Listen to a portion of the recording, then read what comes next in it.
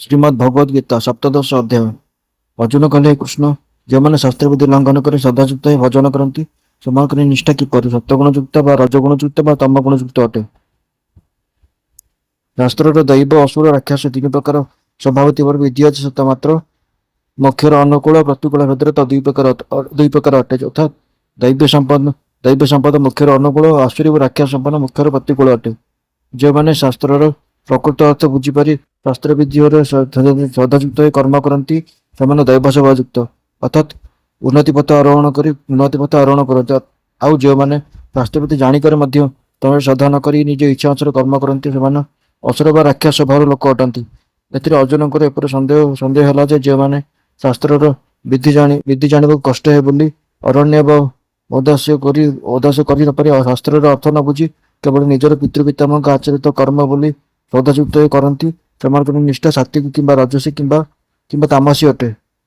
ସେଥିପାଇଁ ସେ ଭଗବାନଙ୍କୁ ପ୍ରଶ୍ନ କଲେ, ହେ କୃଷ୍ଣ, ଯେଉଁମାନେ ଶାସ୍ତ୍ରବିଧି ଲଙ୍ଘନ କରି ଅର୍ଥାତ୍ ଆଳସ୍ୟତି ଦୋଷରେ ଶାସ୍ତ୍ରାର୍ଥ ଅବଗତ ନ ହୋଇ କେବଳ ମହାଜନ ସେବିତ ପନ୍ଥା ଅନୁସାରେ ଅର୍ଥାତ୍ ବଂଶ ପରମ୍ପରା ଅନୁସାରେ ଶ୍ରଦ୍ଧାଯୁକ୍ତ ହୋଇ କର୍ମ କରନ୍ତି, ସେମାନଙ୍କର ନିଷ୍ଠା ସାତ୍ୱିକ, ରାଜସୀ ବା ତାମସୀ ଅଟେ। ଶ୍ରୀ ଭଗବାନ କହିଲେ, ପ୍ରାଣୀମାନଙ୍କର ପୂର୍ବଜନ୍ମ ସଂସ୍କାରରୁ ଉତ୍ପନ୍ନ ସେ ଶ୍ରଦ୍ଧା ସାତ୍ୱିକ, ରାଜସୀ, ତାମସ ଭିତରେ ତିନି ପ୍ରକାର ଅଟେ। ତାହା ଆମ୍ଭଠାରୁ ଶୁଣ। ଶ୍ରୀ ଭଗବାନ କହିଲେ, ଅର୍ଜୁନ, ଶାସ୍ତ୍ରର ପ୍ରକୃତ ଅର୍ଥ ଜାଣିବାକୁ କ୍ଲେଶ ହେବ। ଏ ଭୟରେ ତହିଁରେ ଯତ୍ନ ନ କରି ଅର୍ଥାତ୍ ଶାସ୍ତ୍ରର ଅର୍ଥ ନ ବୁଝି କେବଳ ପୂର୍ବରୁ ପରମ୍ପରା ଅନୁସାରେ ଚଳି ଆସୁଥିବା କର୍ମାଦିରେ ଯେଉଁ ଶ୍ରଦ୍ଧା ହୁଏ, ସେ ଶ୍ରଦ୍ଧା ଦେହାଦି ଯୋନିମାନଙ୍କର ସ୍ୱଭାବ ସିଦ୍ଧ ଅଟେ। ଦେହାଦିମାନଙ୍କର ସ୍ୱଭାବ ସିଦ୍ଧ ଅଟେ। ସୁତରାଂ ସାତ୍ୱିକ, ରାଜସ୍ୱ ଓ ତାମସ ଭିତରେ ତାହା ତିନି ପ୍ରକାର ହୁଏ। ଅର୍ଥାତ୍ ଯେଉଁ ବ୍ୟକ୍ତି ପୂର୍ବଜନ୍ମରେ ସାତ୍ୱିକ କର୍ମ କରିଥାଏ, ତାହାର ପରଜନ୍ମରେ ସାତ୍ୱିକ ଶ୍ରଦ୍ଧା ହୁଏ, ଓ ଯେ ରାଜସ୍ୱ କର୍ମ କରିଥାଏ, ତାର ରାଜସୀ ଏବଂ ତାମସ କର୍ମ କରୁଥିବା ବ୍ୟକ୍ତିର ତାମସୀ ଶ୍ରଦ୍ଧା ହୁଏ। ବର୍ତ୍ତମାନ ସେ ତ୍ରିବିଧ ଶ୍ରଦ୍ଧାର ବିଷୟ ଆମ୍ଭଠାରୁ ଶ୍ରବଣ କର। ହେ ଭାରତ, ସକଳ ପ୍ରାଣୀଙ୍କର ଶ୍ରଦ୍ଧା ସତ୍ୱ ଗୁଣ ଅନୁସାରେ ହୁଏ। ଏହି ପୁରୁଷ ଜୀବାତ୍ମା ଶ୍ରଦ୍ଧାମୟ ଅଟନ୍ତି, ଅର୍ଥାତ୍ ତାଙ୍କର ଯେପରି ଶ୍ରଦ୍ଧା ଥାଏ ସେ ସେପରି ହୁଅନ୍ତି। ସେ ଭଗବାନ କହିଲେ, ହେ ଭରତବଂଶ ଅର୍ଜୁନ, ପୂର୍ବଜନ୍ମରେ ଯେଉଁ ବ୍ୟକ୍ତି ଯେପରି କର୍ମ କରିଥାଏ, ପରଜନ୍ମରେ ତାହାର ଅନ୍ତଃକରଣ ସେହି ରୂପରେ ହୁଏ। ଯାହାର ଅନ୍ତଃକରଣ ଯେପରି, ତାହାର ଶ୍ରଦ୍ଧା ମଧ୍ୟ ସେହିପରି ଅଟେ। ଅର୍ଥାତ୍ ଯାହାର ଅନ୍ତଃକରଣ ସାତ୍ୱିକ ସ୍ୱଭାବଯୁକ୍ତ ହୋଇଥିବ, ତାହାର ସାତ୍ୱିକ ଶ୍ରଦ୍ଧା ହେବ, ଓ ଯାହାର ଅନ୍ତଃକରଣ ରାଜସ୍ୱ ସ୍ୱଭାବଯୁକ୍ତ ହୋଇଥିବ, ତାହାର ଶ୍ରଦ୍ଧା ରାଜସୀ, ଏବଂ ଯାହାର ଅନ୍ତଃକରଣ ତାମସ ସ୍ୱଭାବଯୁକ୍ତ ହୋଇଥିବ, ତାହାର ଶ୍ରଦ୍ଧା ତାମସୀ। ଏଥିରେ କିଛି ମାତ୍ର ସନ୍ଦେହ ନାହିଁ। ପୁରୁଷ ଶ୍ରଦ୍ଧାମୟ, ଅର୍ଥାତ୍ ଶ୍ରଦ୍ଧା ଅନୁସାରେ ତାଙ୍କର ଗୁଣର ପରିବର୍ତ୍ତନ ହୁଏ। ସୁତରାଂ ଯେ ଯେପରି ଶ୍ରଦ୍ଧାଯୁକ୍ତ, ସେ ସେହିପରି ଗୁଣଯୁକ୍ତ ହୁଅନ୍ତି। ଯାହାଙ୍କର ଶ୍ରଦ୍ଧା ସାତ୍ୱିକ, ସେ ବ୍ୟକ୍ତି ସାତ୍ୱିକ, ଓ ଯାହାଙ୍କର ଶ୍ରଦ୍ଧା ରାଜସୀ, ସେ ବ୍ୟକ୍ତି ରାଜସିକ, ଓ ଯାହାଙ୍କର ଶ୍ରଦ୍ଧା ତାମସୀ, ସେ ତାମସୀ ହୁଅନ୍ତି। ଫଳ କଥା କି ଶାସ୍ତ୍ର ବିଧି ବୁଝିବାକୁ ଆଳସ୍ୟ ବା ଔଦାସିକ କରି ପରମ୍ପରା ଅନୁସାରେ ନୀତି କର୍ମର ଶ୍ରଦ୍ଧାଯୁକ୍ତ ପୁରୁଷର ନିଷ୍ଠା ଯେଉଁ ଜାତୀୟ, ତାହା ନିର୍ଣ୍ଣୟ କରିବାକୁ ହେଲେ ତାଙ୍କର ଶ୍ରଦ୍ଧା କେଉଁ ଜାତୀୟ ତାହା ଠିକ୍ କରିବା ଉଚିତ। ଯଦି ଦେଖାଯାଏ ଯେ ତାଙ୍କର ଶ୍ରଦ୍ଧା ସାତ୍ୱିକ ଅଟେ, ଅର୍ଥାତ୍ ତାଙ୍କର ଅନ୍ତଃକରଣ ସାତ୍ୱିକ ଭାବ ସମ୍ପନ୍ନ, ତେବେ ବୁଝିବାକୁ ହେବ ଯେ ସେ ପୁରୁଷ ସତ୍ୱଗୁଣୀ ଏବଂ ତାଙ୍କର ନିଷ୍ଠା ସାତ୍ୱିକ। ସେହିପରି ଯାହାଙ୍କର ଶ୍ରଦ୍ଧା ରାଜସୀ ବା ତାମସୀ ହେଲେ ତାଙ୍କର ଅନ୍ତଃକରଣ ରାଜସ ଓ ତାମସ ଓ ତାଙ୍କର ନିଷ୍ଠା ରାଜସୀ ଓ ତାମସୀ ଅଟେ। ସତ୍ୱଗୁଣୀ ମାନେ ଦେବତାଙ୍କୁ, ରଜଗୁଣୀ ମାନେ ଯକ୍ଷ ଓ ରାକ୍ଷସ ମାନଙ୍କୁ ପୂଜା କରନ୍ତି, ଏବଂ ଏଥିରୁ ଭିନ୍ନ ତମଗୁଣୀ ମାନେ ପ୍ରେତ ଓ ଭୂତମାନଙ୍କୁ ପୂଜା କରନ୍ତି। ଶାସ୍ତ୍ରବିଧି ଲଙ୍ଘନ କରି ପରମ୍ପରା ପ୍ରଚଳିତ ରୀତିରେ ବଶୀଭୂତ ଯେ ପୁରୁଷ, ତାହାର ନିଷ୍ଠା କେଉଁ ଜାତୀୟ ସ୍ଥିର କରି ନପାରି ଅର୍ଜୁନ ସେ ଭଗବାନଙ୍କୁ ପ୍ରଶ୍ନ କରିଥିଲେ। ସେ ଭଗବାନ ପୂର୍ବ ଶ୍ଲୋକରେ କହିଲେ ଯେ, ଯେପରି ନିଷ୍ଠାଯୁକ୍ତ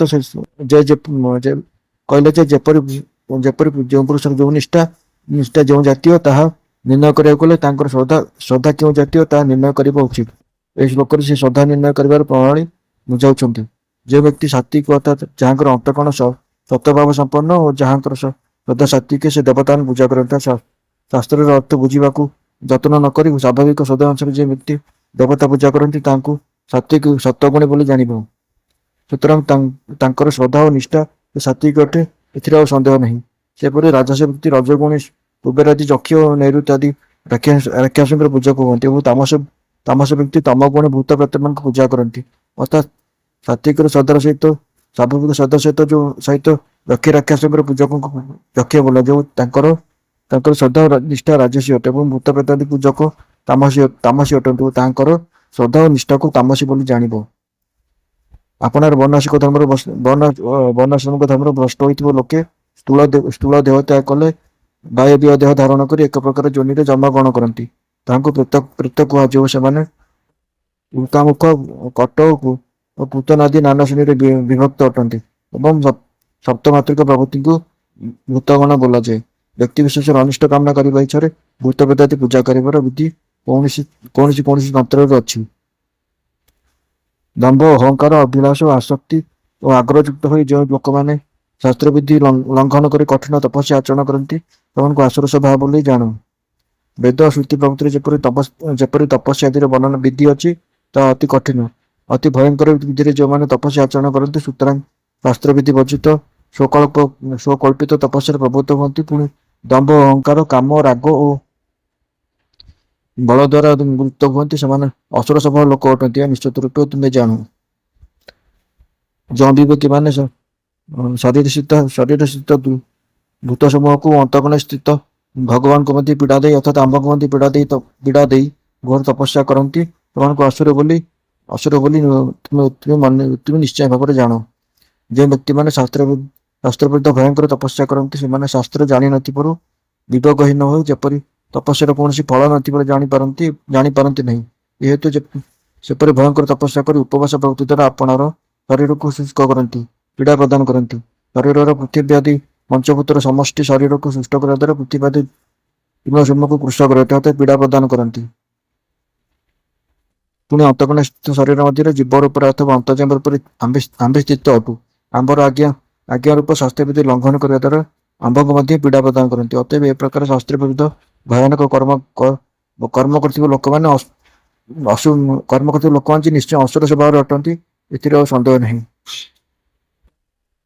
ପୁଣି ସମସ୍ତଙ୍କର ପ୍ରୀତିକର ଭୋଜନ ଯଜ୍ଞ, ତପ ଓ ଦାନାଦି ମଧ୍ୟ ତିନି ପ୍ରକାର ଅଟେ। ସେମାନଙ୍କର ଏହି ପ୍ରଭେଦ ଶ୍ରବଣ କର। ଶ୍ରୀ ଭଗବାନ କହିଲେ, ଅର୍ଜୁନ, ସତ୍ୟାଦି ଗୁଣ ଅନୁସାରେ କେବଳ ଶ୍ରଦ୍ଧା ଓ ନିଷ୍ଠା ଯେ ତିନି ପ୍ରକାର ହୁଏ ତାହା ନୁହେଁ। ପ୍ରାଣୀ ମାତ୍ର ପ୍ରିୟ ଅଟେ ଯେ ଆହାର, ତାହା ଆଉ ମଧ୍ୟ ଯଜ୍ଞ, ତପସ୍ୟା, ଦାନାଦି ଅର୍ଥାତ୍ ସର୍ବପ୍ରକାର କର୍ମ ମଧ୍ୟ ସତ୍ୟାଦି ଗୁଣ ଭେଦରେ ତିନି ପ୍ରକାର ଅଟେ। ଅର୍ଥାତ୍ ଯଜ୍ଞରେ ସାତ୍ତ୍ୱିକ, ରାଜସ ଓ ତାମସ ଭେଦ ଅଛି। ତପସ୍ୟା ମଧ୍ୟ ସାତ୍ତ୍ୱିକ ଆଦି ଭେଦରେ ତିନି ପ୍ରକାର। ଦାନ ମଧ୍ୟରେ କିଏ ସାତ୍ତ୍ୱିକ, କିଏ ରାଜସ ଓ କେହି ତାମସିକ। ସର୍ବପ୍ରାଣୀଙ୍କର ଅତି ବାଞ୍ଛନୀୟ ଯେ ଭୋଜନ, ସେ ମଧ୍ୟ ସାତ୍ତ୍ୱିକ, ରାଜସ ଏବଂ ତାମସ ଭେଦରେ ତିନି ପ୍ରକାର ହୁଏ। ସେମାନଙ୍କ ପ୍ରଭେଦ ଅର୍ଥାତ୍ ତାହାର ସାତ୍ତ୍ୱିକ, କାହାକୁ ରାଜସିକ ଓ କାହାକୁ ତାମସିକ ବୋଲାଯାଏ, ତାହା ଆମ୍ଭଠାରୁ ଶ୍ରବଣ କର।